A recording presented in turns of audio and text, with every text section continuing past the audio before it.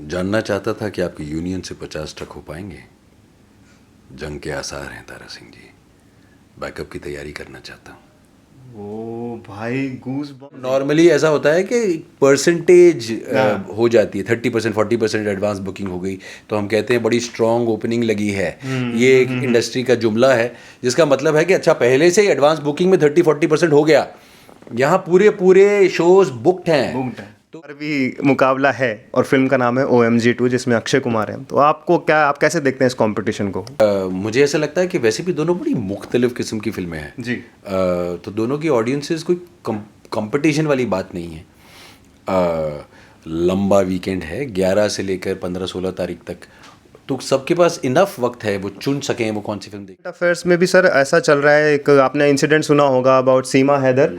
So people are calling like Gadar 2 को इस चीज़ का भी एक फ़ायदा मिलने वाला है कि रियल तारा सिंह और सकीना है भाई हमारे पास। तो आप इसको रिलेट करते हैं इस फिल्म से या आपका क्या मानना है? नहीं मतलब ऑफ कोर्स सेम टाइप की कहानी है। हमारी फिल्म को उससे कुछ फ़ायदा होता है या नहीं ये तो मैं नहीं कहता। उनको शायद इस वक्त गदर की रिलीज से ज़रूर एक सेंटिमेंटल फ़ायदा मिल जाए, अथॉरिटीज़ उनकी मदद करें या guys I welcome back to my channel that is HM digital reviews. I hope you all are doing well. आज आपकी मुलाकात कराने जा रहे हैं हम गौरव चोपड़ा सर से जो गदर 2 में एक अहम भूमिका निभा रहे हैं। सर कैसे हैं आप? मैं बहुत अच्छा हूँ, आप कैसे हैं? सर मैं एकदम बढ़िया। और लुक्स के लिए तो मैं आपको ही फॉलो करता हूँ, जैसे कि आप मेरी बीएड वगैरह देख रहे होंगे। सर मैं बहुत खुश हूँ कि आप ये गदर 2 में आ रहे हैं। मैंने ट्रेलर देखा, सबसे पहला ही सीन आपका देख के तो I was like Gaurav sir in this movie. So कैसा रहा सर एक्सपीरियंस आपका गदर 2 में? अनुभव कैसा रहा काम करने का? यार क्या था कि बहुत साल से जब एक एक्टर काम करता रहता है और अगर वो थोड़ा बहुत सक्सेसफुल हो जाए किस्मत से तो फिर उसकी एक बहुत इमेज बन जाती है। ये एक बाय प्रोडक्ट है सक्सेस का, हो ही जाता है। तो कुछ ऐसा लग रहा था मुझे लॉकडाउन के आसपास की सेम किस्म के रोल्स मुझे बार बार मिल रहे हैं काफ़ी साल से। मैं कुछ बदलना चाह रहा था तो बस लॉकडाउन में घर बैठे बैठे एक ये डिसीजन ले लिया कि अब हम कुछ अलग किस्म का मुख्तलिफ किस्म का काम करेंगे। और फिर 3 रोल्स जो हमने चुने उसके बाद वो पहला बच्चन पांडे, इसमें मैं मेन विलन था अक्षय के ऑपोजिट। फिर राणा नायडू जो नेटफ्लिक्स पे था, उसमें प्रिंस रेड्डी का रोल था जो देश का सबसे बड़ा सुपरस्टार है। उन दोनों में एक बहुत अच्छा वेरिएशन था क्योंकि बच्चन पांडे में सड़क का गुंडा है, राजस्थानी एक्सेंट में बात करता है, और यहाँ पर देश का सबसे बड़ा सुपरस्टार है। फिर उसके बाद जो तीसरा रोल चुना गदर 2, वो इसलिए क्योंकि वो इस वैरायटी को कंप्लीट कर देता है। अच्छा। वो मेन विलन ग्रे कैरेक्टर के बाद ये वो पेट्रियाटिक सुपर प्रोटेक्टिव देश का सिपाही कर्नल रावत है। अच्छा। जो इस वैरायटी को जो हम शोकेस करना चाह रहे थे कि हम अपनी काबिलियत में अलग अलग रूप दिखाना चाह रहे हैं, okay. उसको उस इंद्रधनुष को कंप्लीट कर देता है इन अ वे।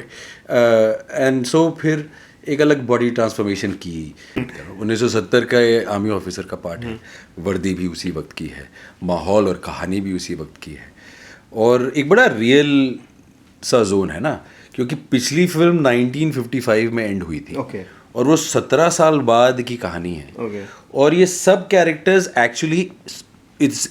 एक्चुअली उतने ही अरसा बीच में एक्चुअली बीता है। तो अगर आप सनी सर को देखें तो लगता है कि 15 साल, अमीषा को देख के तो नहीं लगता 15 साल बट सो कॉल्ड 15 साल 17 साल बीच में बीते हैं। उत्कर्ष भी थोड़ा सा बड़ा हो गया। हाँ। तो एक बड़ी रियल सा जोन है फिल्म में कि अच्छा अब 1971 में कहानी आ गई। तो उस वक्त फिर मैं चाहता था कि रियल होना चाहिए, थोड़ा फिल्मी आर्मी ऑफिसर नहीं लगना चाहिए मुझे देखकर। ऐसा लगना चाहिए कि हाँ वो पुरानी ब्लैक एंड वाइट फोटोज में देखा है ना, ये वैसा लग रहा है।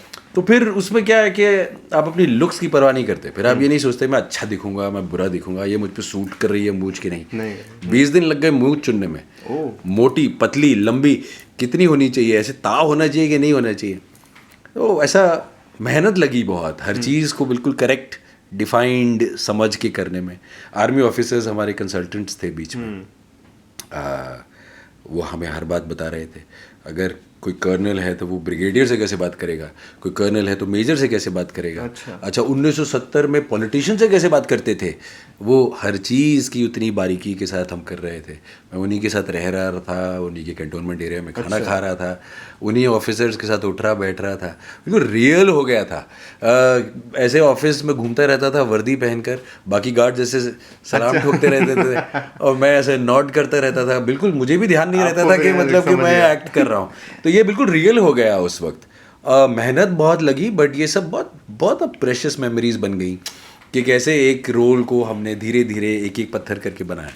तो सर ये इतनी मेहनत है, इतनी रिसर्च है इस कैरेक्टर के पीछे जो आपके लिए लिखा गया है, और पूरी फिल्म में ही हमने ट्रेलर में भी देखा है कि काफ़ी रिलेट कर पाएगा कि 1971 का टाइम दिखाया गया है। मैं जानना चाहूँगा सर कि आपको क्या लगता है कि इस फिल्म को लोग कैसे लेंगे, मतलब how will the reaction of the audience will going to be like, what you are thinking sir about this? I think the reaction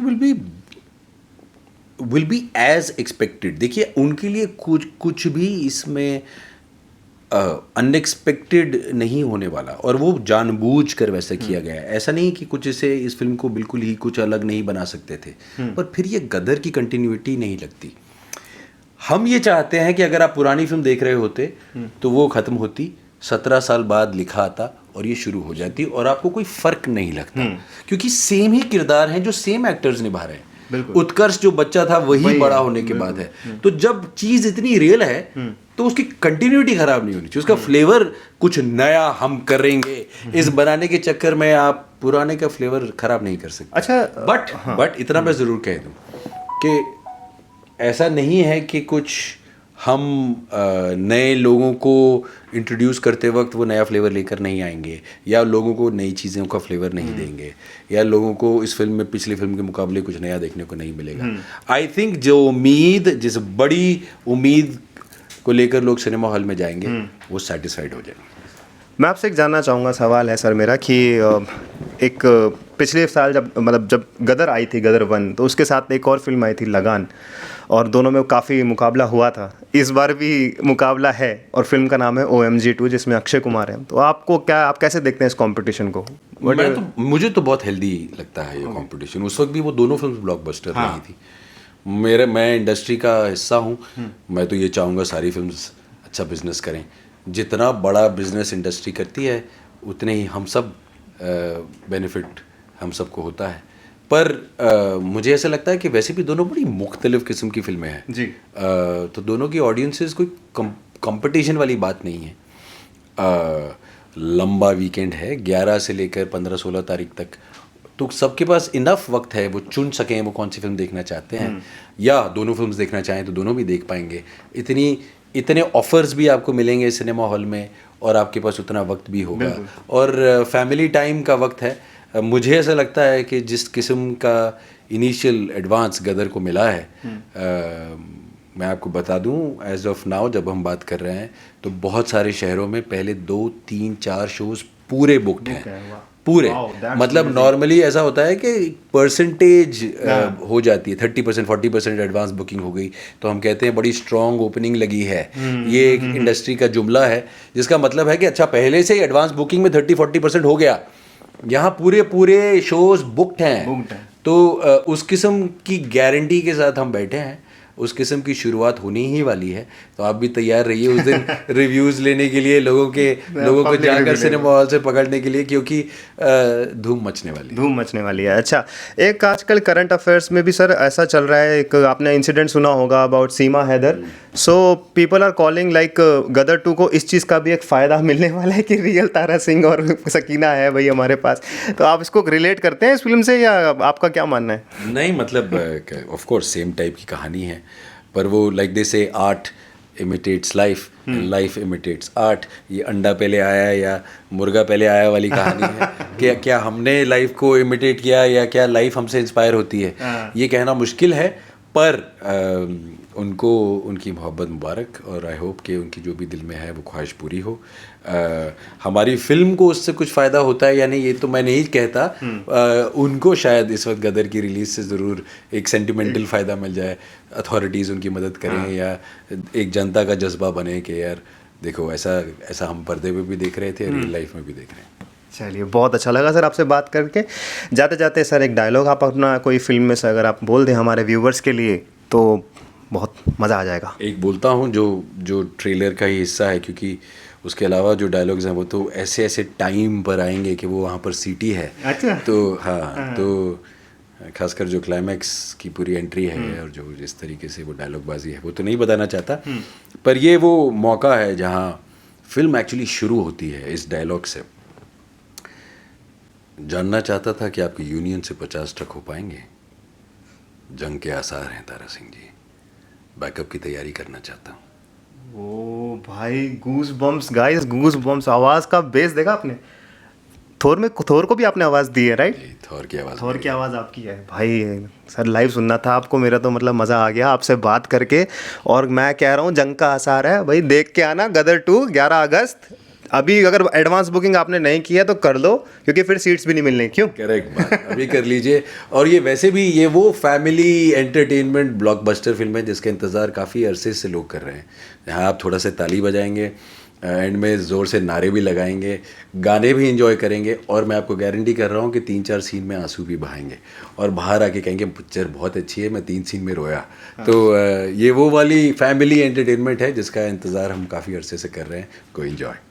so guys, that was all from my and. ये आपको एक conversation कैसी लगी है ज़रूर comment में बताइए, और आप जाइए ज़रूर गदर देखने के लिए, गदर 2, ठीक है? और सर को जितना हो सके उतना प्यार दीजिए। इंस्टाग्राम आईडी आपकी, इंस्टाग्राम पे तो आप हैं ना? हाँ, इंस्टाग्राम पे फॉलो करते रहिए इन्हें। और sir, you are doing great work and hope to see you soon again in future. Thank you so much.